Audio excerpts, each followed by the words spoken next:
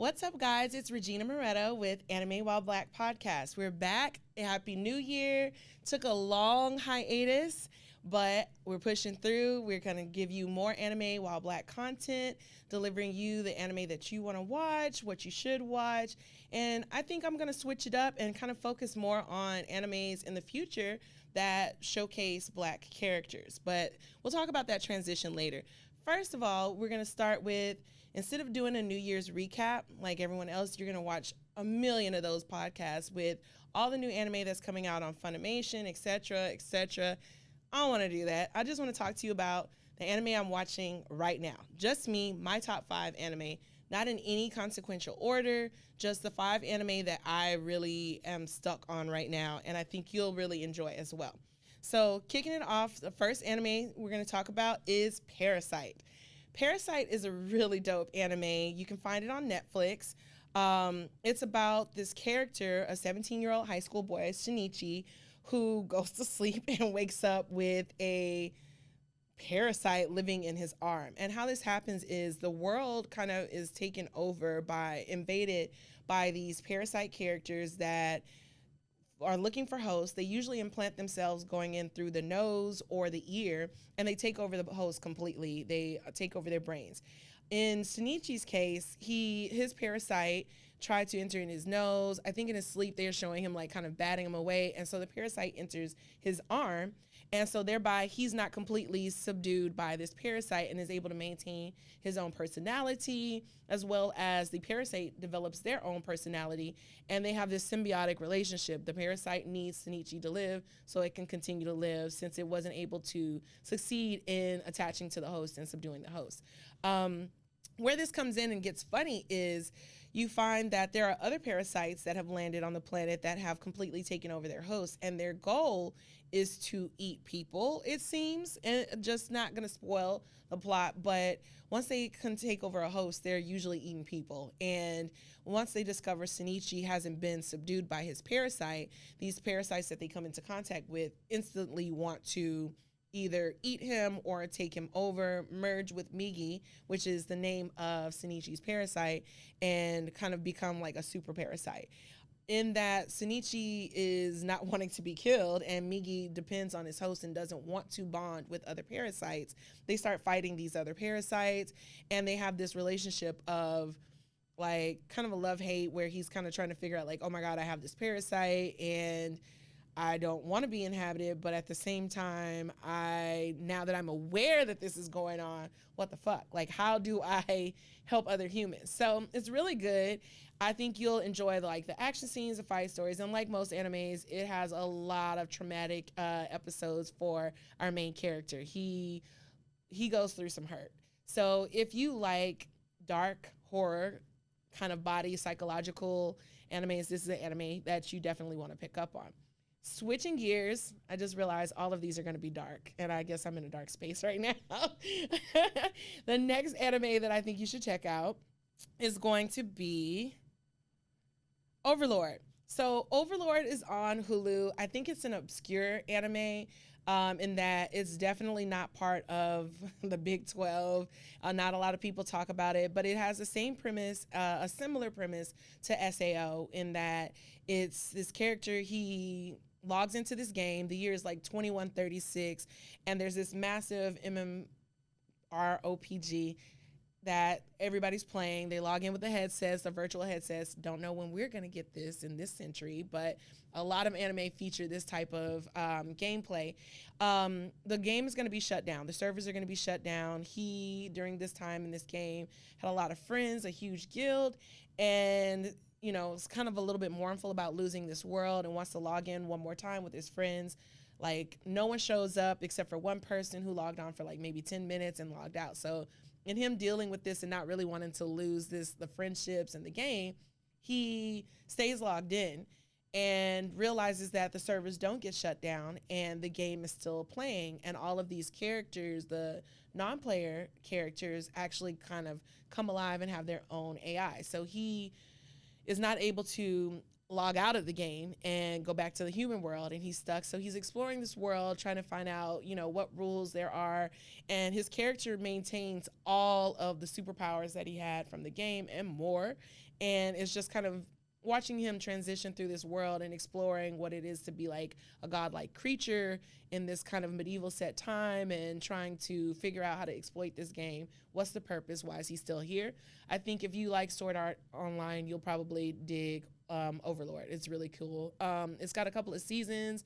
I'm into season 3 now. The game changes as he enters other worlds, so you're not stuck with the same scenario over and over again. Different characters, different plot twist. So it's very, very good in that the animation is drawn really well. The story is good. The characters are lovable. The cast that his crew that he hangs out with is interesting. Definitely some good cosplay characters in that. So I would highly recommend it. It's what I'm watching. Next, I would say is Death Parade. Death Parade, again, is another dark anime, a little bit of a horror psychological thriller. And this anime is focused on the afterlife. So Death Parade centers in one location. You are in a bar. That's afterlife. The people end up in this bar, the Quindecim bar, and our main character, Decim, he's a arbiter of the afterlife. And so these characters come, and he kind of weighs their life and determines if they will go into reincarnation or if they will be sent into the void because they were a bad person. To determine that, he makes them play a series of games inside of the bar, and depending on how they perform in these games determines if they go to heaven or hell, per se.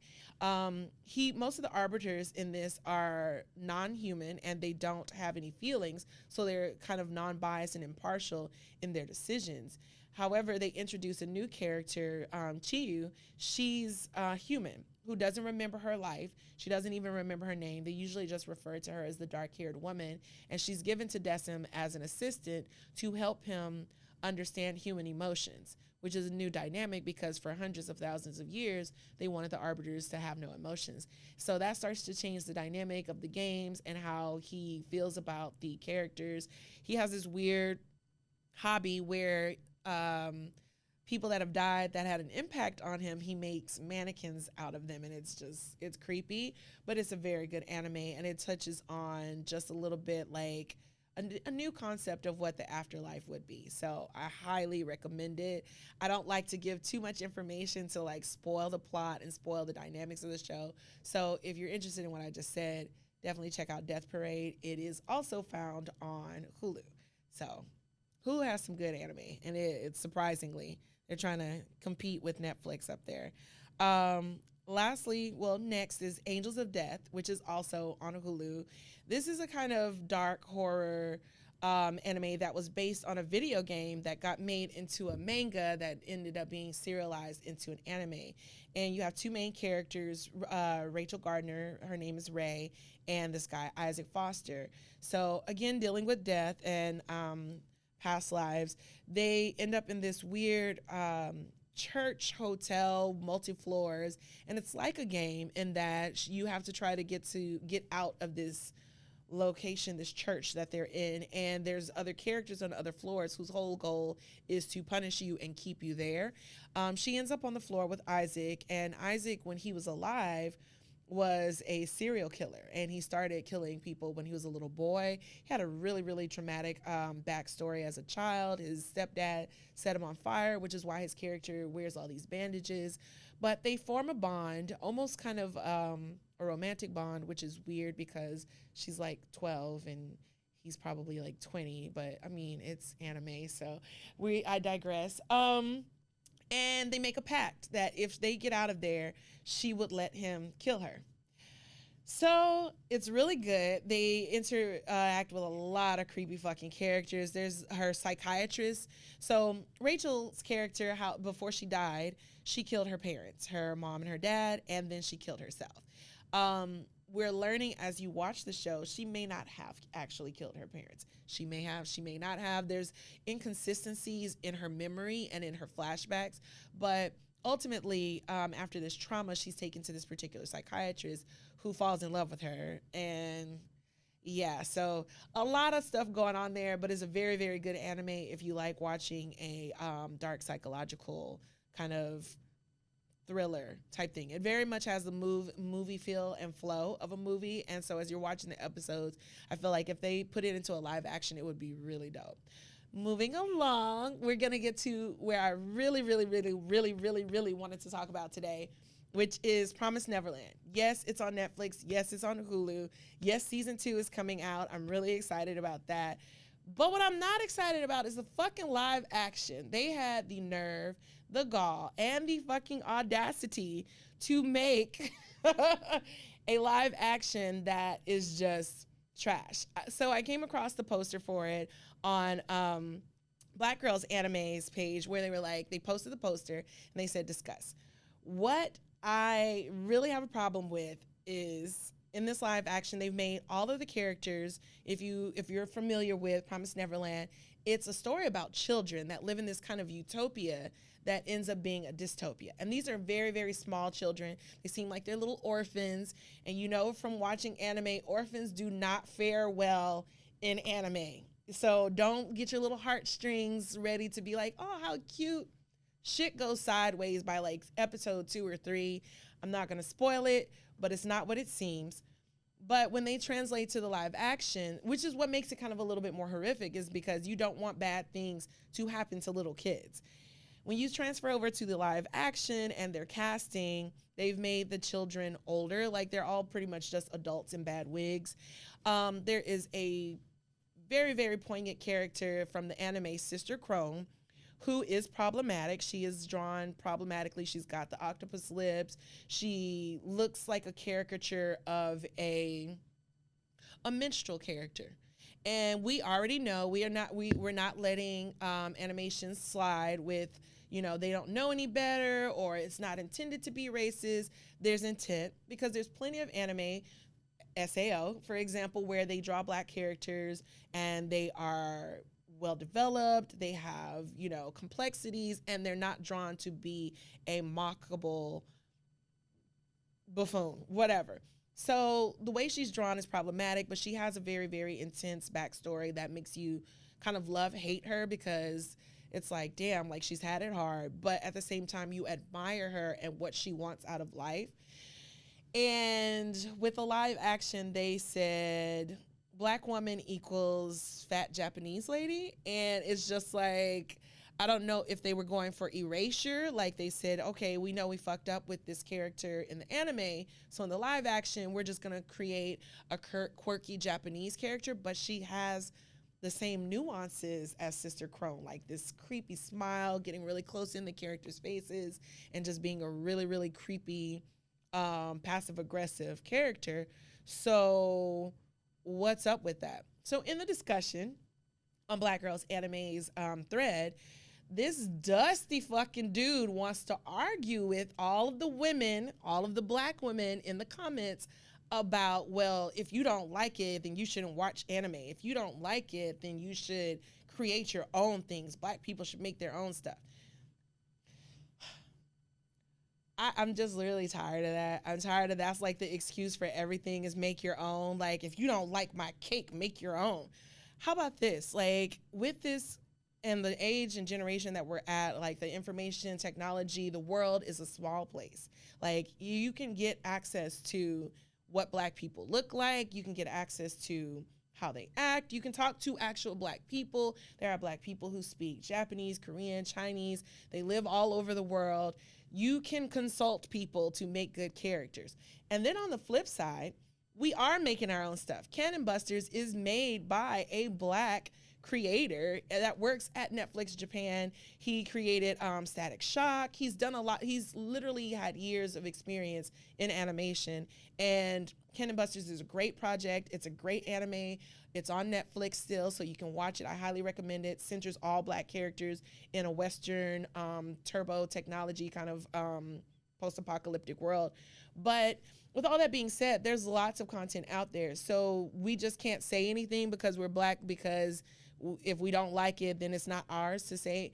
If someone is using my image or an image of my likeness, black, in a project, then I can say something about it. I mean, like, people that are Jewish get to say things that they don't like about how their image is being used, and if they're offended, or Hispanic people, Asian people, so we can have this dialogue.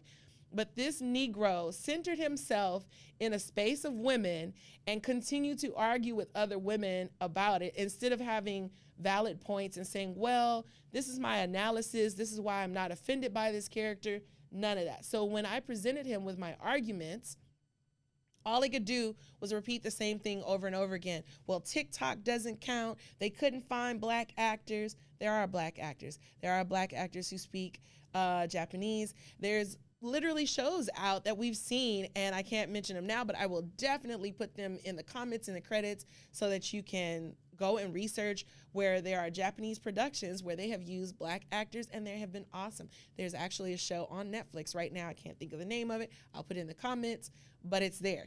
So with that being said, if you want to find black people, we are very easy to find.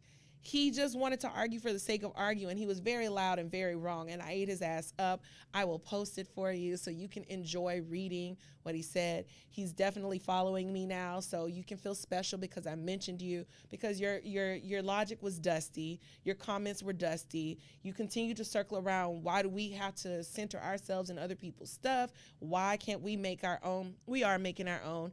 Hence, Anime While Black podcast. There are a lot of projects coming out that are made by black people. However, I didn't like it. I don't know how to feel about it. It just looks like the whole production of the Promised Neverland live action is going to be horrible. And that happens with anime. Sometimes they make live actions that are just trash for no reason. One of my favorite animes, Kakegurui, the live action is on Netflix right now. It is trash. All the characters, like, the acting is overacting. It's corny.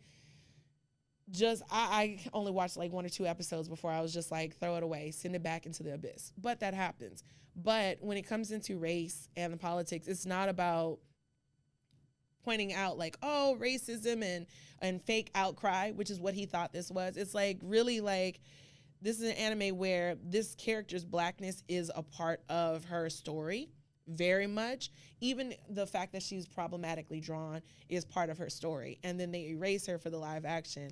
And I feel the ways. So that's how I feel about it. That's what we're going to talk about. I got into it with this guy, and then I got bored, and I was just like, I'm over it. I'm not going to give you more attention than you deserve. And then he came into my DMs and was like, I'm not done arguing about this, and you should answer me. I am literally relaxing, drinking tea, smoking a blunt in my backyard, and you're up here heated, and I'm like just having fun. So to you, I hope you find whatever it is that you need in life, and you find other people to argue with that, you know, will allow you to repeat the same thing over and over again very loudly, make our own.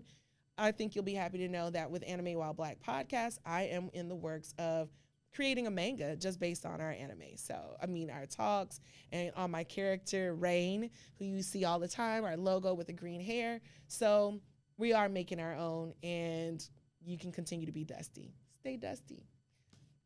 All right, well, I'm glad y'all tuned in today. That's really all I had to talk about. I think I hit my mic here. But thank you all for tuning in. As always, check out the Anime While Black soundtrack. It's right now available on iTunes, soon coming on Spotify. Don't forget to subscribe, like, share, tell your friends about it, tell your mama, tell your granny. Don't tell dusty Negroes that have watched Naruto and Dragon Ball Z and don't know how to argue about any other anime, because I'm not here for it. Not in 2021.